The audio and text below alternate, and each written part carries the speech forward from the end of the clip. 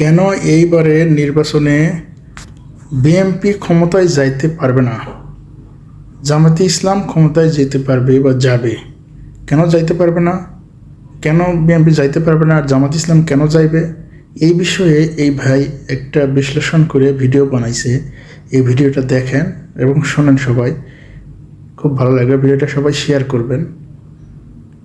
আগামীতে সরকার গঠন করতে যাচ্ছে বাংলাদেশ জামাত ইসলাম, এবং এই কথা অনেকের মুখ থেকে এখন বেরিয়ে আসতে শুরু করছে। বিএনপির একেবারে এক যে ভুল সিদ্ধান্ত, সেই সিদ্ধান্ত বিএনপিকে ধ্বংস করে দিচ্ছে।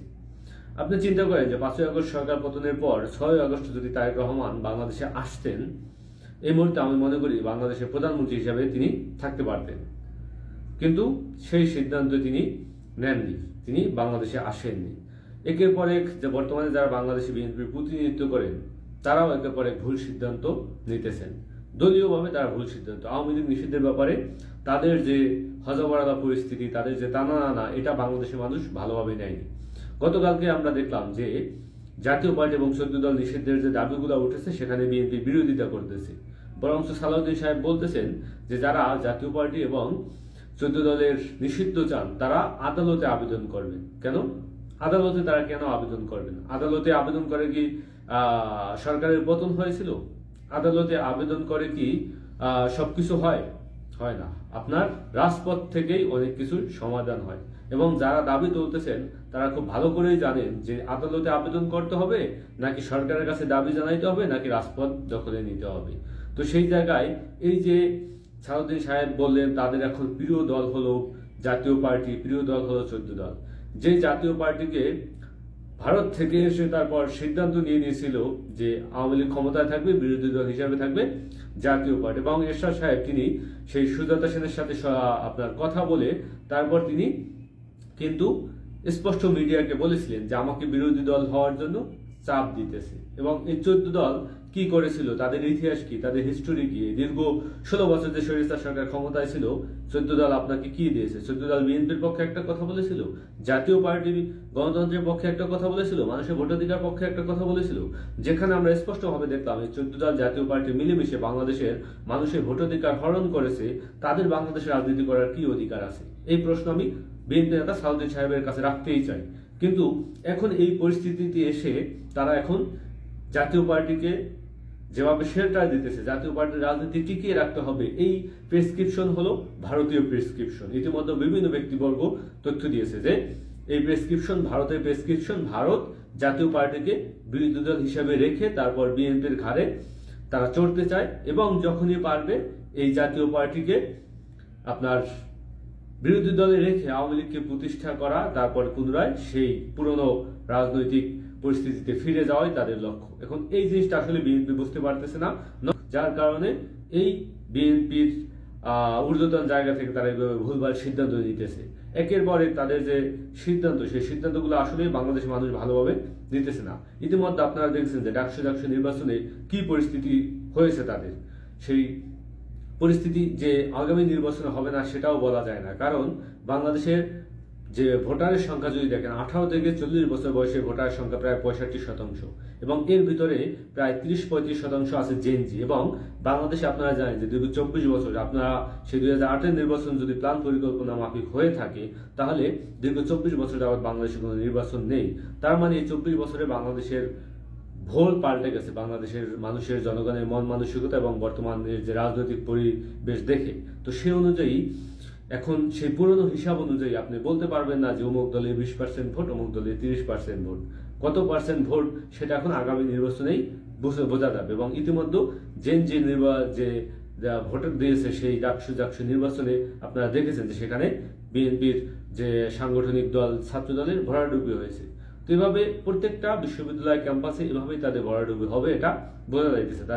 তারা যে ভুল সিদ্ধান্ত, তাদের যে আওয়ামী লীগ প্রতিষ্ঠা, জাতীয় পার্টি 14 দলের ব্যাপারে তাদের সিদ্ধান্তহীনতা, এগুলা বিএনপিকে যেভাবে কোণঠাসা করে দিচ্ছে, বিএনপির প্রতি মানুষের যে জনসমর্থন সেটাও আসলে কমিয়ে নিয়ে আসছে।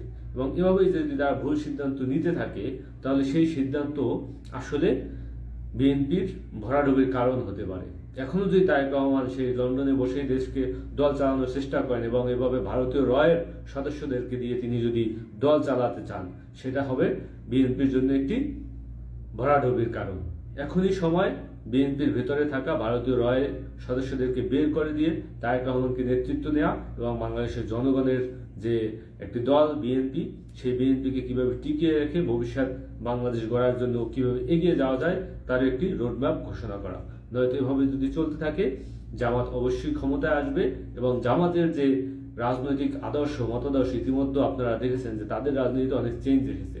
গতকালকে আমি একটা টকশোতে দেখলাম, জামাত নেতাকে প্রশ্ন করা হলো যে জামাত যদি ক্ষমতায় আসে তাহলে পর্দার ব্যাপারে তারা কি করবে, প্রত্যেকটা মেয়েকে নারীকেই কি বোকটা পরে হেজাব পরে তারপর বের হতে হবে কিনা। কিন্তু সেখানে সুস্পষ্টভাবে তিনি বললেন যে না, বের হতে হবে না। বাংলাদেশের রাজনৈতিক যে কালচার, বাংলাদেশের যে ইতিহাস ঐতিহ্য, এগুলোকে বিবেচনায় রেখেই তারপর কার্যক্রম পরিচালনা করতে হবে। আপনি হঠাৎ করে পর্দার চাপিয়ে দেবেন, তাহলে এদেশের মানুষের শত শত হাজার হাজার লক্ষ লক্ষ মানুষের যে নারী কর্মসংস্থান, অনেকে সাংবাদিক, অনেকে শিক্ষক, অনেকে পর্দাকে পছন্দ করেন না, তারা একটু নিজেকে রিপ্রেজেন্ট করার জন্য শাড়ি পরে বের হতে চান, তাহলে তাদের অবস্থা কি হবে। তো উনি স্পষ্টভাবেই বললেন যে না, আমরা পর্দাকে করবো না। আপনারা জানেন যে আফগানিস্তানে মোল্লা ওমরের যে শাসন আমল ছিল, মোল্লা ওমররা এমনভাবে সেই আফগানিস্তানে শাসন আমল প্রতিষ্ঠা করেছিল যে মানুষ মুসলমান বলতে তাকে দাঁড়িয়ে রাখতে হবে, তাকে আপনার 5 ওয়াক্ত নামাজ পড়তে বাধ্য করতে হবে, তাকে আপনার ওই পর্দায় বাধ্য করতে হবে, স্কুল কলেজে যাইতে পারবে না নারীরা। এরকম এমন একটা পরিস্থিতি তারা সৃষ্টি করছিল যে সেখানকার মানুষের জনজীবনকে তারা অতিষ্ঠ করেছিল, যার পরবর্তীতে কিন্তু সে মোল্লা ওমরের আফগানিস্তানে তাদের পতন হয়ে গেল। পরবর্তীতে এখন আপনারা দেখেন যে তালেবানরা ক্ষমতা আসেছে, এরা কিন্তু অনেকটাই আপনার সেখান থেকে বেরিয়ে এসেছে। এখন সেখান থেকে বেরিয়ে এসে তারা যুগের সাথে তাল মিলিয়ে রাষ্ট্র পরিচালনা করতেছে। এখন আপনি কোরআনের কথাও যদি চিন্তা করেন যে তারা তো একটা ইসলামিক দল, তাহলে তার কোরআনের আইন কেন বাস্তবায়ন করবে না? কোরআনের পর্দার আয়াতগুলো এসেছে আসলে উপদেশ হিসাবে। পর্দা একটা জিনিস হলো অর্ডার, আরেকটা জিনিস হলো উপদেশ। চুরি করলে হাত কেটে দিবেন, এটা হলো অর্ডার করা, এটা হলো অর্ডার, একেবারে আপনাকে মানতে হবে। আরেকটা কথা হলো যে হে নবী, আপনি বলে দেন আপনার যে নারীরা যেন কি করে, মাথার কাপড় বুকে টেনে দেয়, মানে উপদেশ হিসাবে।